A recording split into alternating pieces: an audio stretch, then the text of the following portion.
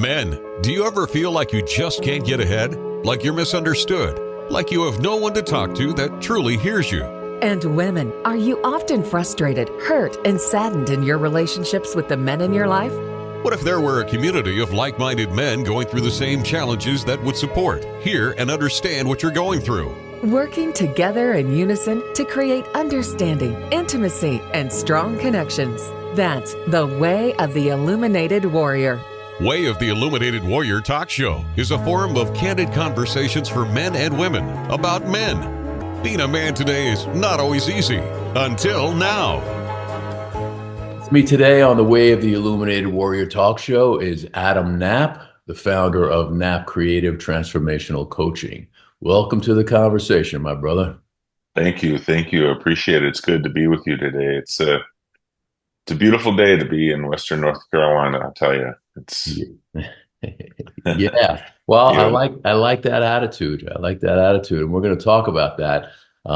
So I think in our pre-conversation, I think it would be really good to touch upon the modalities that could be really helpful for anyone that's tuning in today, and specifically the work that you're doing, focusing on those 5 elements of transformation, which we'll dive into. So before we do that, I think it's important for the people to know both of us were presently in Western North Carolina. I'm in Asheville, and you reside in Black Mountain. That's been hit pretty hard, along with other areas from Hurricane Helene. So let's start with that. Like, if you want to share with the listeners and the viewers, like what's your experience like going through that devastation, at that time and in the aftermath where you're at now? Well, it's been an interesting piece for me, and I'll just say it first off. I've had the fortune of being able to be out of the craziness personally, just because I was attending to business and from a distance, and then back into it. Family, friends. I've lived in this area 32 years. So when someone tells me a bridge is out, I know what bridge that is. When someone says that an entire town is wiped off the face of the earth, let's say off of the Rocky Broad or the Chimney Rock area, I've raised my son. I've been a part of this community for a long time. So the energy that's going through my own body is palpable. It's resonant with a bunch of memories. It's resonant with a bunch of friends and connections, knowing full well that other people have lost all of their home, all of their personal possessions, all of their livelihood. I'm noticing too, with the devastation, that people are resilient in the sense that they're showing up for each other. But at the same time, I'm noticing now that there's a trend for the overwhelm to start settling in. And that just people have been pushing hard and hard and hard towards, finding basic needs. So, Maslow's hierarchy of needs, you got the basic needs that you got to get first before you even go up to the actualization point. Right. So it's interesting because there's a flip-flop in life sometimes. People have progressed so far in their lives, and then a disaster happens and takes away all their progress. It's sort of like a return back to the basics. And so what I'm noticing with some of the gifts that I have to offer of presence, of deep listening, of realignment, and of compassion, and creating, intelligent sort of next steps. Really, some of the conversations that I have had are simply a lot of me listening and a lot of me kind of coming into a conversation knowing full well that there's been some serious, shaking going on and rolling and just roiling actually with waters. I'll give you a personal example. So let's call my house number 7. And if next to my house is number 6, 5, and 4 backwards, 4 was rocked off of its foundation and can't be lived in ever again. It's destroyed. 5 and 6 were flooded and all of their personal items were destroyed. My cabin, my little house, just water just barely missed it. And so I came out of the situation in my personal possessions and my personal wares fairly well. Mm. And so I feel there's this tension also inside. It's like, oh my gosh, I've been spared, or whatever. Yeah. So there's also that going on. So there's people who haven't been affected. So there's just all this kind of energy in this area of just people want to help. People need help. People don't know how to ask for help, Mm. So my role has been to be, to find where the resources are, to be a good listener, and then be possibly a possible kind of activation point. Mm. Um, Yeah. but it seems like most of the activation points that I've been having right now have been real back into sort of a stillness and a resting Mm. Yeah. and Yeah. kind of a settling in. And so being here, being back, being into the fray of things, um, it's eye shocking.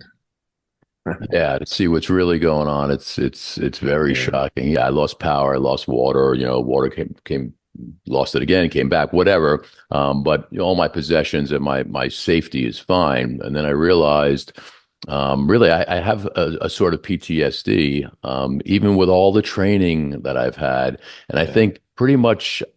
I don't want to say everyone, but I believe everyone here has been affected by it. Yeah. And I think it's really important. That's why this conversation, I think, is really important to talk about these ways that we could help ourselves and help those around us. And certainly, like you're saying, listening is like super, super compassionate and important because in my career, I've been doing television production pretty much my whole life, and so we were talking through a film group yesterday, like how do we best document this, and personally, I'm just feeling like whatever I'm documenting is really just to get the word out there so people could donate and all. But to me, there's so much footage of the devastation already. And there will be that, but it's the personal stories. So it's connecting with people, like you're saying, also in the work that we both do. It helps ourselves, but it also helps those that we connect with, that we're able to listen to and have that compassion. And and if we want to transition into like the first aspect of the element of transformation, so you pointed out, is communication. So Yeah. part of communication is listening, right? So there's the Right. listening and there's the speaking, and also I think you're right on target with that. I think we really need to really listen with our ears, listen with our heart, and just be out there with the people. Yeah. Yeah. And if there's something else with communication that's really critical is when someone is using their words and their words are a transformation from their body, from their Mm. mind, from their soul. And when we talk, when we use words, we're using lexicon, we're using vocabulary, we're using Mm. experience. So when people speak, they're communicating their story. And when we start looking at story, we start looking at plot, we start looking at sequence of events, we start looking at conflict. So, from my perspective, as the listener in the communication mode, I'm not really, I'm not focusing on the present moment. I'm allowing for the depth of the relationship to kind of really take me, so I can understand where their passion is, where they find life force, where they find meaning, where a person finds intentionality to be a human. Because in that deep place of communication is where we reveal, really what our passion is on earth. And Absolutely.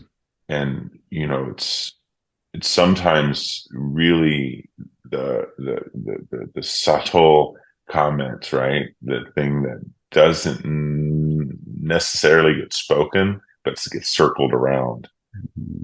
And it's in that kind of space of mindful listening and mindful compassionate approach, because that's where we get to the second element, which is accountability. So we go from Mhm. communication to accountability, and with accountability in this kind of context, under a disaster, under Helene's devastation, Sometimes the accountability simply is to absolutely, I'll be here when you need me. I've had lots of late night calls, with clients. And so it's like, are you available? It's like, absolutely, so wake up, muss up my hair and get ready to go for another call. Cause, I'm at the point where I want to be available. I want to be accountable. I want them to be accountable. I want people to be able to feel the sense of, being present and being heard. Right. So there's communication, accountability. Yeah. And so when someone has those pieces coming into place, what happens is then there's some sort of clarity starts waking up, some sort of like, the mind starts getting, okay, I need to do this. Okay. Now we start seeing that there's next steps. I got to get this water. I got to get that thing. I got to do that. So we start getting those really, a cogent thinking brings clarity. And so when we have, communicating, you have accountability, you have some clarity arriving. What happens when we get some clarity? What happens when we get a list of things to do? What happens when we get heard? What happens when we feel like we have some processing that's in place and we feel like we have momentum? We'll be right back after this. Do you sometimes feel down, lost, or lonely? Are your finances feeling sluggish? Can your relationships use a healthy tune-up? Don't fear, bro. Help is here. Experience the benefits of connecting with other men who are going through similar challenges. Be supported in our safe, sacred, and inspiring monthly telecircle with the Brotherhood of the Illuminated Warriors. Connect with Waska for one-on-one mentoring with the first session completely free. What have you got to lose? Check out illuminatedwarrior.com or send an email to Waska at illuminatedwarrior.com. You're invited to step up your game and join us. You'll be glad you did. I just want to take a step back. So we have the communication and then you went into accountability. Right.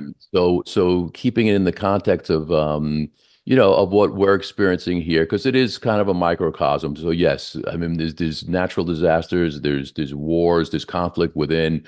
So I think, using Helene and the devastation that's happening here, again, it's a microcosm. I think we could all relate to that. So the accountability. So what I'm seeing is, we have the accountability, first and foremost of ourselves, to take care of ourselves. And sometimes we could do that. Sometimes we can't do that. And that's where I think that communication comes in, to ask for help if we need it, to offer our help if we need it, to listen, as you were saying, the accountability of, local organizations who are being phenomenal here, that are boots on the ground, that amazing. FEMA's here, the government's here, National Guard's here. So that accountability, I think it flows from, again, self all the way up through the macro of, the governing bodies, which I think has been really good. So I just want to talk about that a little bit. I don't know what your experience has been with that accountability. So many people are stepping up for each other. I've been volunteering in a number of different places, and I think it's wonderful. You have to sign up now, because if you just show up, they have more than enough people, which is amazing. I know from living through 9/11 and Superstorm Sandy and other catastrophes like this. Typically that's what happens. It just, everybody comes out, and then we got the winter coming. It's getting cold. People are tired. People are, trying to survive. It wanes, it goes down. And that happens with the government and the local organizations as well. So we really have to have that support throughout, because this place is going to take years potentially to rebuild. So what do you want to speak about that? Getting back to the accountability part. Sure. Well, with accountability, I think from my perspective as a community leader, it's about for me personally, there's a level of accountability is about putting myself into all the places that I've already plugged in, showing up, being on the list, being involved, keeping the busy day, maintaining the focus, reaching out, communicating, sitting down, creating conversations, creating action plans. But also, I think a level of accountability in this kind of context is always back to the self. Mm, yeah. The process of moving forward and staying alive and getting resources that have been wiped away, you know, there's a trend where when we get busy and we look towards others, we forget that there's another element that we need to take care of, and that is Mm, accountability to the self. yeah. And so, ultimately, I start with, if you can do 10 minutes of just sitting, just quiet, turn Mm, off the noise. Don't forget about the pressures if you can squirrel away and get away from, people that you're responsible for and just kind of settle down into 10, 15, 20. You could get 30 minutes where you mm, just don't have to do any processing. Um, some people like to just take a quiet 30 minutes. Sometimes you need to have movement. So, turn on some, if you have power, turn on the electric, music making devices that you have and dance if you yes. need, Dancing, you yes. know, do some wiggling, do some sweating, maybe even a quick yoga stretch or something. But somehow, just disengage just briefly to where there's an accountability to the own heart rate Mm, and the body, and just and okay, so maybe you'll feel the tension in the body, maybe you'll notice it. So then you can talk about that, right? Because you start noticing these places in the body that might have some yeah. pressures or some pains, then they can be addressed. Because no matter what list you are on to serve and to be of service, if you're hobbling around and can't manage your own, Hmm. Yeah. the effect of your service is diminished. Yeah. That's such a It, good point. Yeah. I mean, it might be needed at the point, boom, because you're boots on the ground, you're hustling. But Yeah. I know people who have been doing 16-hour days, 7 days a week for 3 weeks, Yeah. and Yeah. that's not sustainable. Well, it's a really good point also. I started feeling that whatever the new term is, like survivitude or what, I feel very grateful because again, it's Sure.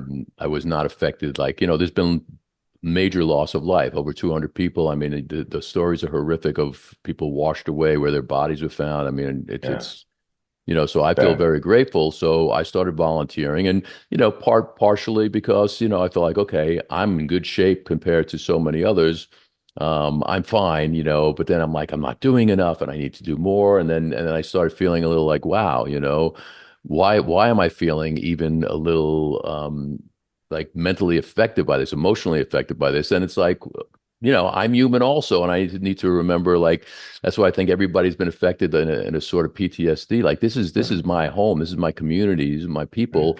Right. So like back to what you're saying, I mean that accountability to self really, really comes first and foremost because it's just like, loving somebody. You can't really effectively love someone else if you don't truly love yourself. So I think that Right. that accountability of self really is so important. Yeah. Sure, yeah. It's like something I noticed when I was coming through the airports recently to come and be back into the fray. Uh, are the uniforms of service people coming from, when you see a uniform of maybe a rescue worker, Hmm. it has the district where they're coming from.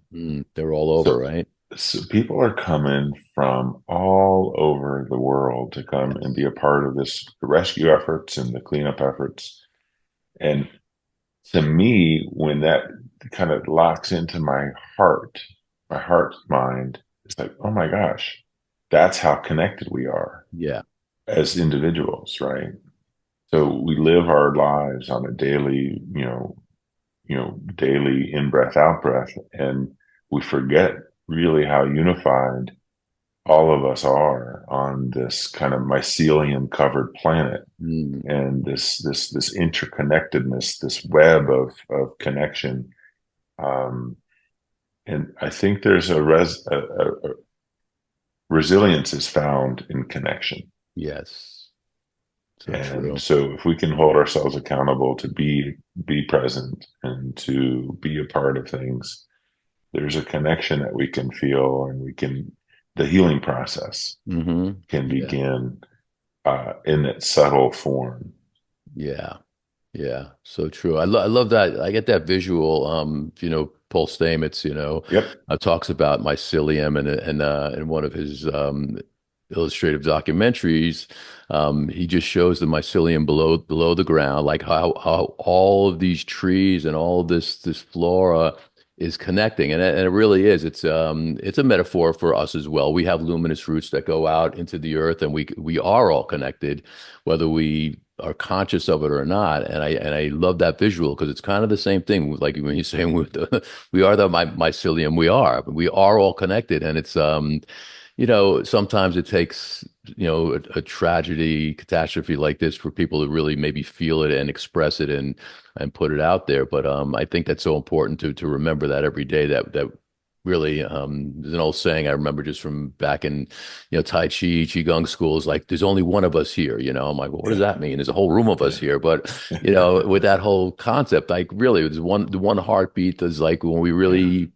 really care about each other, care about the earth, care about the environment, care about like all of our well-being, then we all thrive, So, and Right. we're seeing that Yeah. on the micro as well as the macro. So, Right. yeah, so moving into clarity, because I slowed you down a little bit, I think this all becomes a lot clearer, right? Yeah. Right. Sometimes it's hard to have that clarity, like Right. like now there's like kind of like a cloud, like a conscious, subconscious cloud with what's going on. So, Right. what's a good exercise that you like to suggest to your coaching clients or to whoever, like when you're not really feeling clear, when you're a little disillusioned or confused, what's a good practice? Because we Right. talked about meditation a little bit, which is very Yeah. important. Like, what else would you suggest? Sure. Well, let's just use this conversation. I mean, as an example of conversation and just being able to have a intersection with another person. Hmm. Um, just in this conversation alone, we've arrived at a level of clarity. I can imagine for me, I'm feeling much more need to make sure that I'm connecting and I'm bringing my Mm, resources and my connections of all the work I've done to the community as an illuminated warrior. mm, It's like this is okay. There's more I can do. So communication. Sometimes people can communicate privately with themselves through a journal practice, or I even like using voice memos now. yeah. Um, but meditation is certainly a practice for clarity. Uh, a lot of times we need to get out of the stress and the worry of our bodies. So we got to get some sort of movement in. Yeah.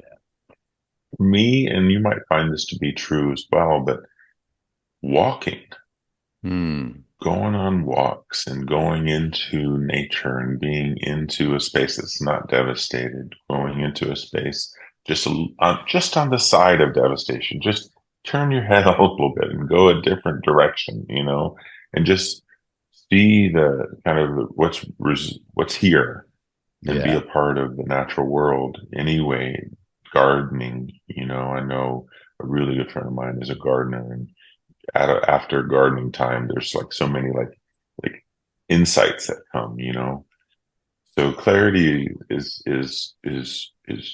giving permission for an insight to surface. Mm, yeah.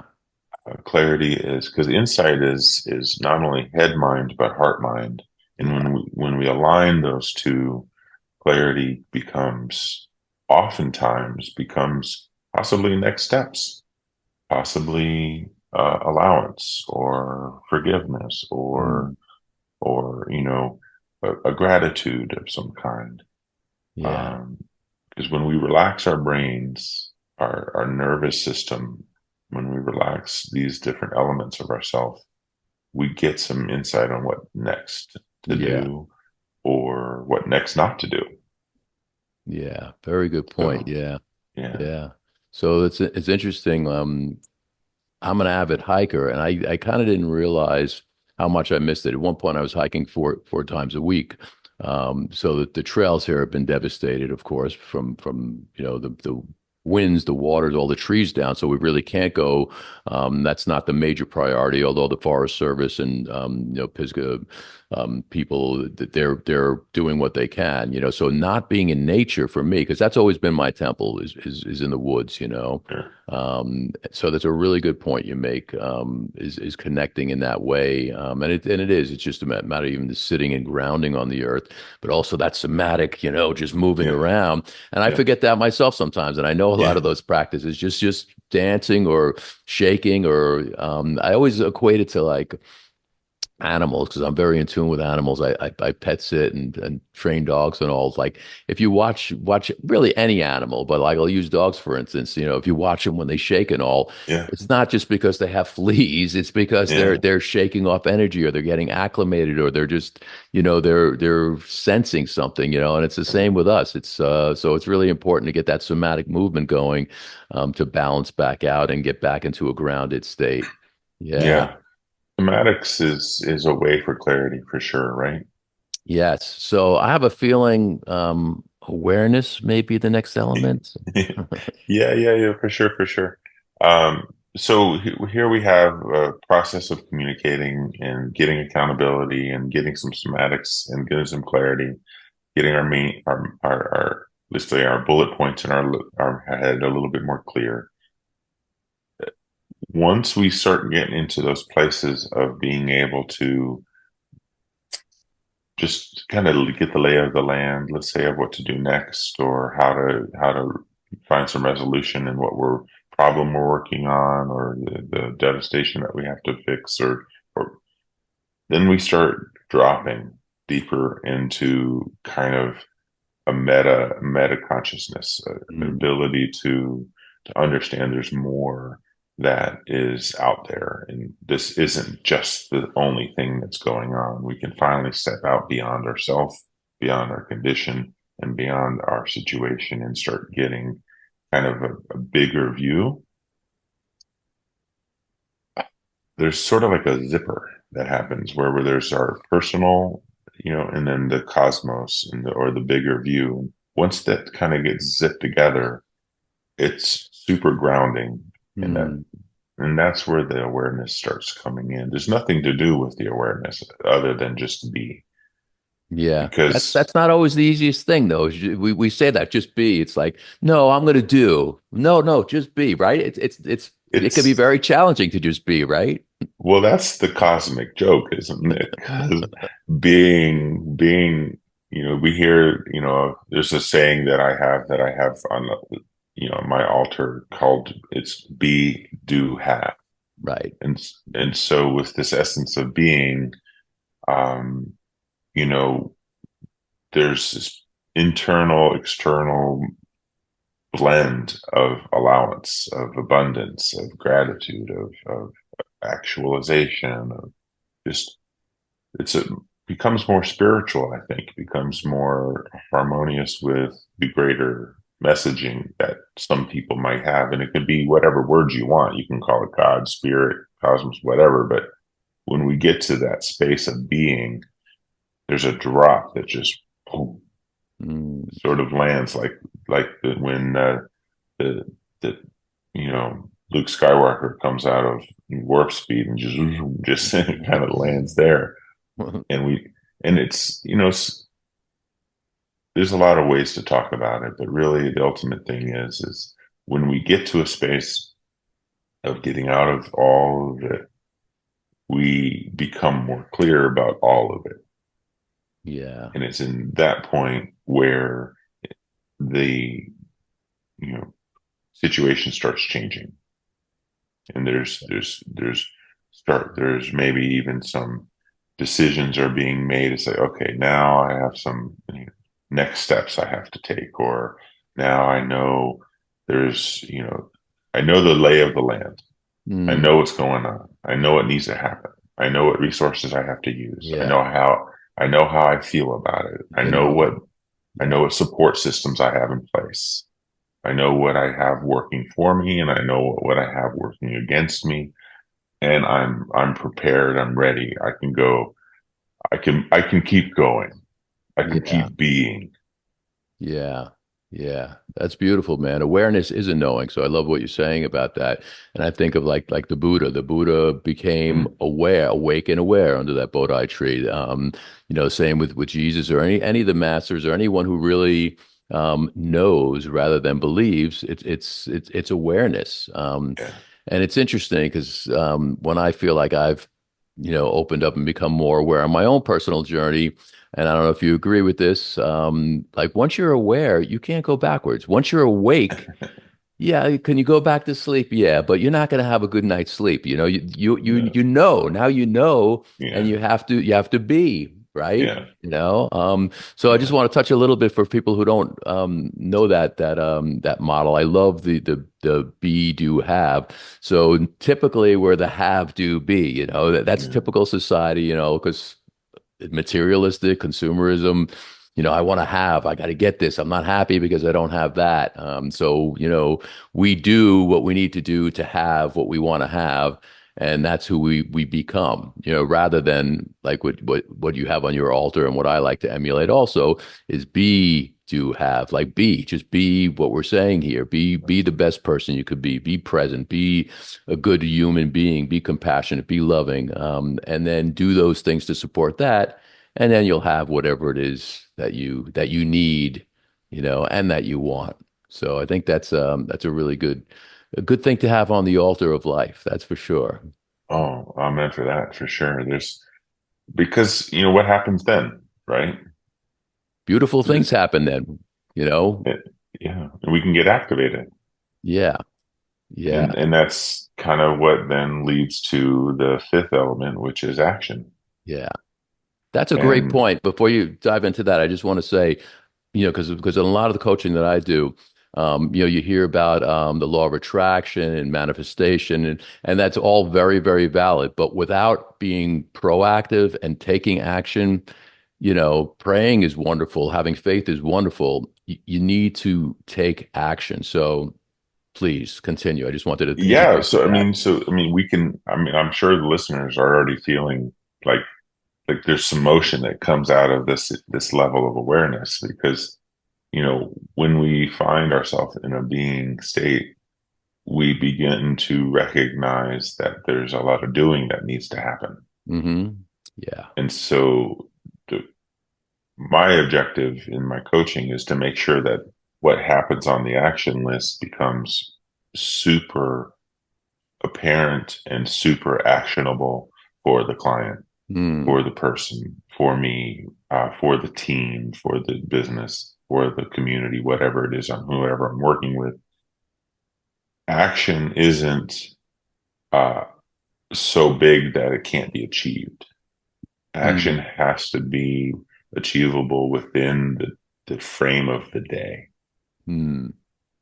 The frame of the day. In this kind of context, in this kind of resourcing of recovery sort of model, if we're going to kind of loop into the bigger meta conversation we're having in this context of, Helene's destruction, back to that basic needs kind of thing. Yeah. But there are people who can have the long view actions in mind and can place those into frameworks and project planning. But for a recovery model, it has to be achievable today. Achievable Good today. point. Yeah. Because what happens when you put a lot of achievable today actions side by side over the period of days? There's a longer view that starts to Mm. surface. And that's that Yeah. longer view that once we get into those levels of action, we start to getting some reprieve, restoration, and we Mm. start moving in a direction of healing and wellness. But that model works for anybody, even if someone's in a desire to up level, and be able to engage more fully in their lives.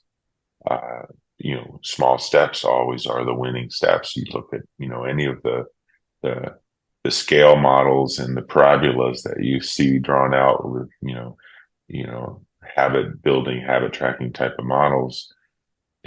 Every single thing starts with small steps. Yeah. A thousand People, mile journey begins with the first footstep, right? yeah, for sure. Yes, sir. So it's, you know, my objective is to find what small steps are applicable to right now and to encourage and to foster and to accept those as the next steps.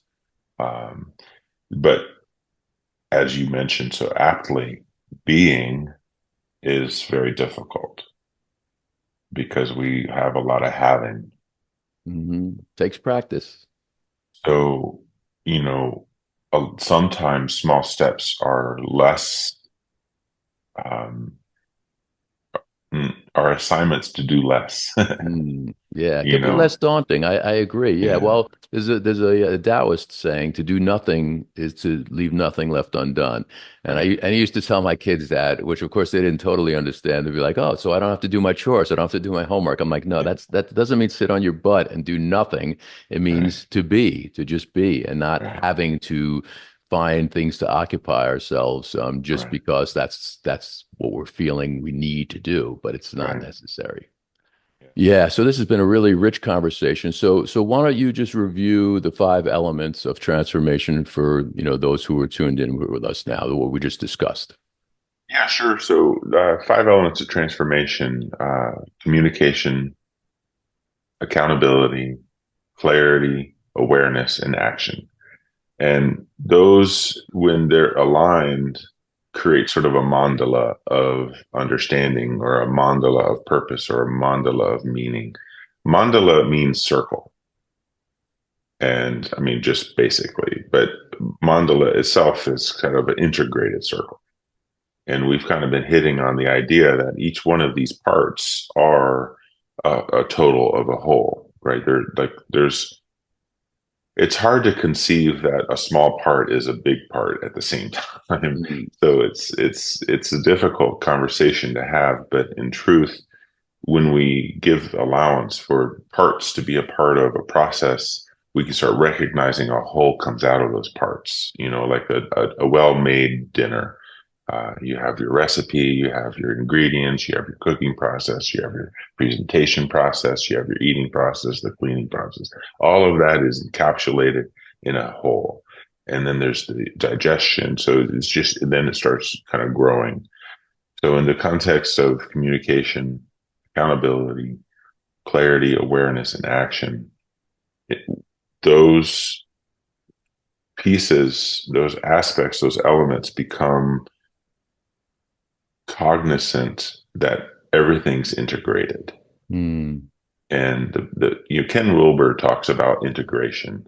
You know, there's this in Buddhism, this integration of the mandala and this integration of the elements um, is kind of what brings us to ourself. And so, really, when we talk about purpose and we talk about meaning, we're talking about who we are and what we are doing to be in the world.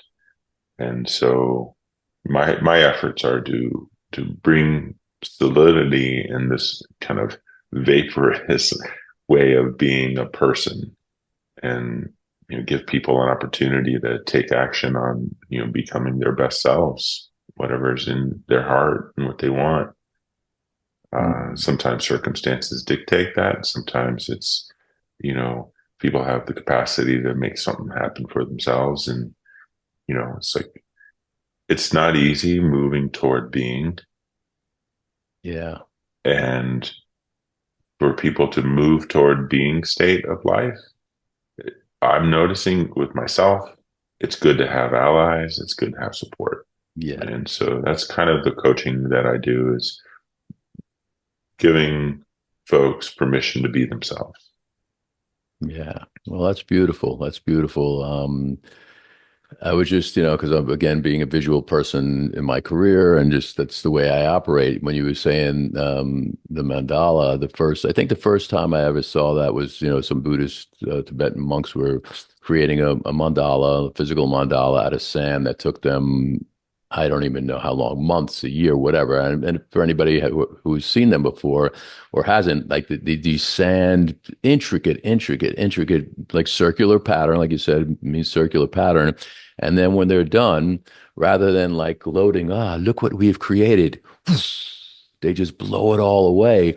And I think to bring things full circle, that's kind of a metaphor for where we're at now. It's like, I'm feeling like, I will say, yes, I was very attached to the life that was pre-Helene, going out into the woods and hiking and going to the, music fest and and yes, that stuff's going to come back, but it's such an important reminder, again, that being like, okay, that was beautiful and I have the memory and I have the visuals of that, but right now it's a different reality, it's a different awareness, it's a different communication, it's a different, awareness and action. And, so I think it's really important to just really focus on what's here right now and not be attached to that. And that visual of that mandala is a beautiful one. We create, we're here, we're present, we're here for each other. And then we have to let it go also because, anicca, it's if you know the word anicca, which is a Sanskrit word, which means impermanence. Everything,